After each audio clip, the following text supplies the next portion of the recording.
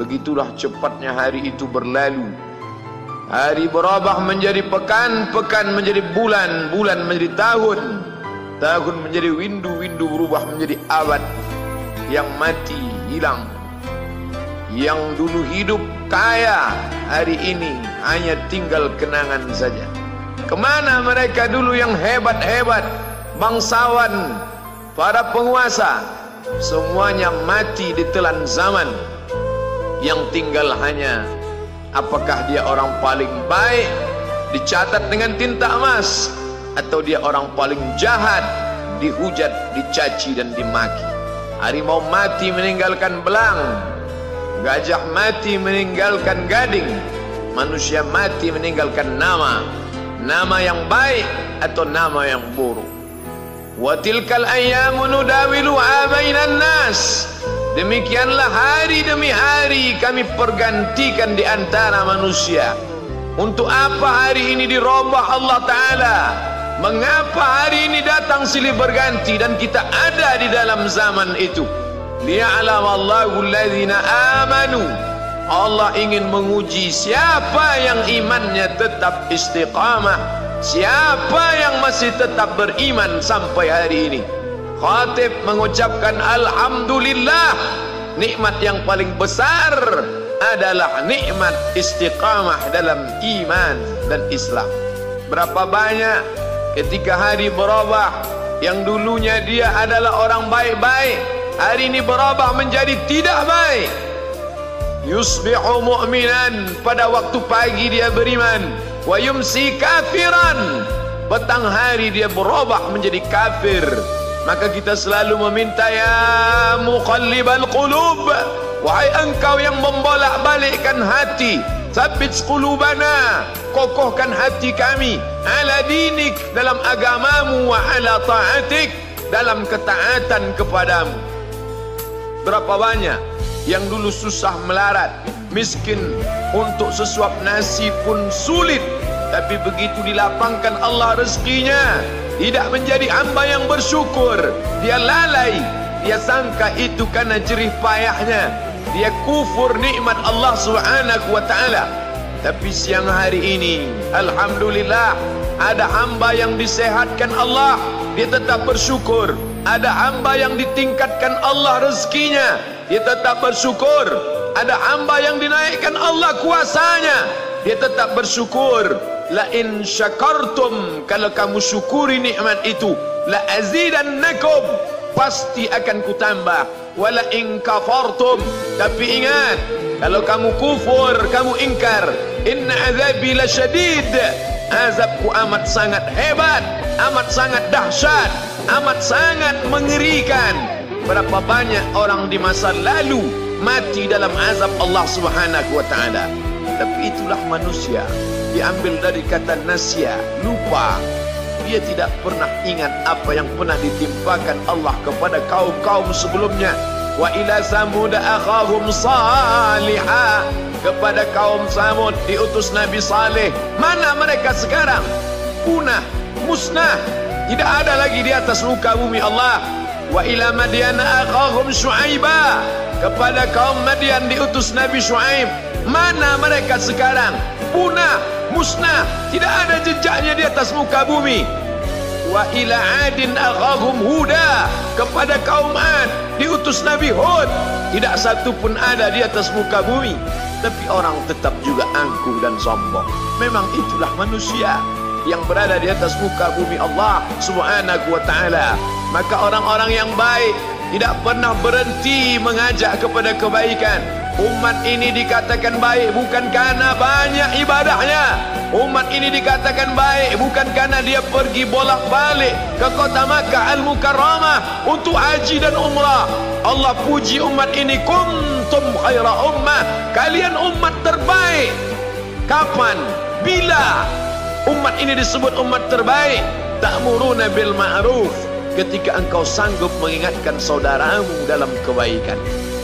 Pagi ingatkan tentang siang, siang ingatkan tentang petang, petang ingatkan tentang malam, malam ingatkan bahwa esok pagi kita tetap berbuat baik. Wa tanhauna 'anil munkar, larang mereka dari perbuatan mungkar.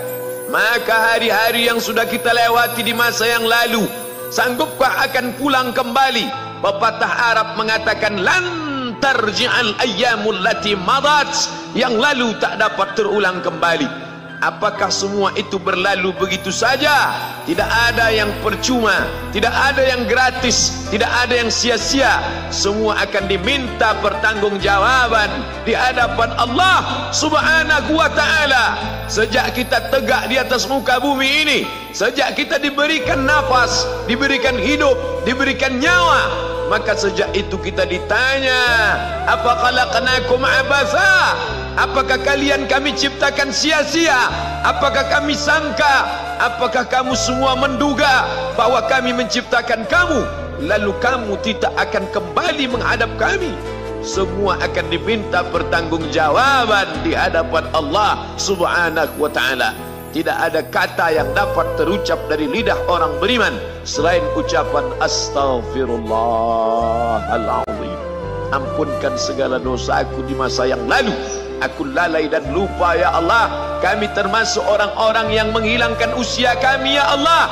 Kami tak tahu ke mana umur kami selama ini. Berapa jam untuk perbuatan dosa, berapa untuk perbuatan maksiat. Padahal ketika tiba masanya, kami semua akan menghadapmu, dan pada saat itu semua akan dihitung menit demi detik.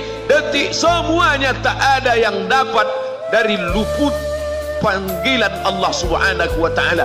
Tidak ada yang lepas daripada pengawasan. Inna alaikum lahafizin, bersama kamu ada malaikat hafazah kiraman mulia, katibin mencatat, ya'lamuna ma taf'alun, dia tahu semua yang kamu lakukan. Betapa waktu-waktu yang lalu itu tak dapat kita tebus dengan apapun selain kita perbaiki di masa yang akan datang. Tingkatkan kualitas salat berjamaah, tingkatkan membaca Al-Quran. Andai usia kita sudah lanjut, tak dapat kita jemput, maka kita didik anak cucu generasi akan datang menjadi generasi yang Qurani dan Islami. Sab'atun yudhilluhumullah, ada 7 di antara yang dapat naungan Allah. Yauma la dhilla illa dhilluh, hari itu tidak ada naungan kecuali naungan Allah Subhanahu wa ta'ala. Di antara yang mendapat naungan itu adalah syabun, anak muda, nasya'at fi ibadatillah, anak muda yang tumbuh beribadah kepada Allah Subhanahu wa ta'ala. Andai masa muda kita penuh dosa, andai masa muda kita penuh narkoba, andai masa muda kita penuh zina, wal iyadzubillah wa na'udzubillah, jangan sangka Allah tutup pintu taubat. Innallaha la yaghfiru ayyushraka bihi, Allah tak terima taubat orang yang mempersekutukannya. Wa yaghfiru ma duna dzalika liman yasha, tapi taubat selain itu diterima, dibukakan Allah Ta'ala. Mari perbaiki anak menantu, cucu, kawan, sahabat, andai talat, ajak ke jalan Allah Subhanahu wa ta'ala. Itulah salah satu memperbaiki yang masa lalu, kita perbaiki di masa yang akan datang. Di antara tujuan Allah mengapa dia buat kita masih hidup di akhir tahun ini, liya'lamallahu allazina amanu, Allah menguji siapa yang masih tetap dalam istiqamah iman dan Islam. Tujuan kedua, mengapa Allah buat kita hidup sampai hari ini? Wa yattakhidha minkum syuhada, wa yattakhidha minkum syuhada, Allah ingin melihat siapa di antara kita ini yang layak untuk menjadi syuhada. Iskariman, hidup mulia, au mutsyahidan, atau mati syahid. Pilihan orang Islam tidak banyak. Kalau hidup, hidup mulia. Kalau mati, mati syahid. Jangan hidup hina, mati terlunta-lunta, tidak diterima Allah Subhanahu wa ta'ala. Hidup mulia atau mati syahid dipersaksikan oleh para malaikat. Man kharaja fi talabil ilmi, siapa yang keluar rumah dengan niat menuntut ilmu, fahuwa fi sabilillah, maka dia seperti orang yang berjihad fi sabilillah, yang jauh meninggalkan kampung halaman, menuntut ilmu di perantauan. Jangan kau sangka kau anak yang terbuang, engkau adalah seorang syahid. Andai mati dalam perjalanan, maka matimu adalah seorang yang mati syahid. Mencari rezeki yang halal, meninggalkan anak dan istri, demi untuk memberikan nafkah, menjaga diri dari riba, menjaga diri dari haram, menjaga diri dari syubhat. Ditinggalkan anak yang masih kecil, istri yang memerlukan kasih sayang. Kutinggalkan kalian bukan karena hawa nafsu, tapi ingin mencari yang halal. Tetesan air mata, penuh keringat dan kerinduan, munajat di tengah malam, dibayar Allah Ta'ala dengan tetesan darah seorang syahid. Man mata duna malihi, siapa yang mati membela kehormatan hartanya, fahuwa syahid, maka dia mati syahid. Betapa seorang yang susah melarat hanya untuk menjaga diri dari yang haram dan syubhat, Allah muliakan dia. Inna akramakum indallah, yang paling mulia di antara kamu di sisi Allah, atqakum, yang paling takut kepada Allah. Ramai kita di rumah Allah ini, yang paling kaya kah yang paling mulia? Tidak. Yang paling ganteng dan paling hebat kuasanya kah yang paling mulia? Bukan. Yang paling berilmu, buya, kiai, ulama, apakah dia yang paling mulia? Tidak ada jaminan. Tapi yang paling takut kepada Allah Subhanahu wa ta'ala, takut terjerumus dalam riba, takut terjerumus dalam syubhat, takut makan haram, sehingga dia biarkan dirinya dalam kesusahan, susah dalam pandangan manusia, melarat dalam pandangan orang kaya, tapi hidup mulia dalam pandangan Allah, para malaikat, nabi dan rasul. Hari ini orang itu dikatakan bodoh, hari ini dia dikatakan goblok, hari ini dia dikatakan kamu tolol sekali. Mengapa tidak kamu pakai kekuasaanmu? Mengapa tidak kamu pakai kesempatan? Hidup hanya sekali, pakailah sesuka hati. Tapi dia takut kepada Allah Subhanahu wa ta'ala. Pagi dan petang dia katakan, Allahumma ajirna minan nar, Allahumma ajirna minan nar, Allahumma ajirna minan nar. Selamatkan kami, aku, istriku, anakku, keluargaku dari api neraka ya Allah.